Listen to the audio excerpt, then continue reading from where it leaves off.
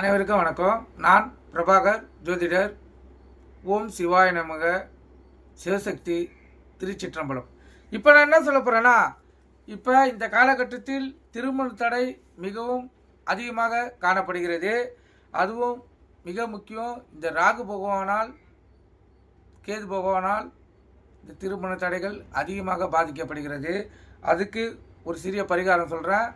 அதன் அடிப்படையில் செய்தீங்கன்னா ராகு தோஷம் கேது தோஷம் விலகி உங்களுக்கு திருமணம் பாக்கி ஏற்படும். கருத்தில் கொள்ளுங்க. இப்போ செவ்வாய்க்கிழமை வெள்ளிக்கிழமைகளில் வரும் ராகு காலங்களில் துர்கை அம்மனுக்கு நெய் விளக்கு ஏற்றி 8 வாரம் வழிபட்டு வந்தீங்கன்னா அந்த ராகு தோஷம் உங்களை விட்டு விலகிடும். ராகு தோஷம் கேது தோஷமும்.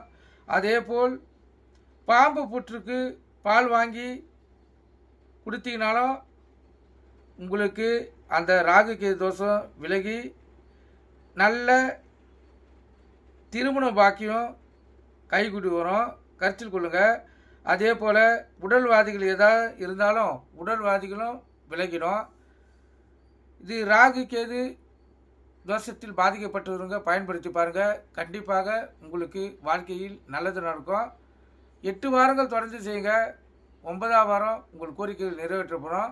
நீங்கள் கருத்தில் கொண்டு பயன்படுங்க. நன்றி, வணக்கம். வாழ்க வளமுடன்.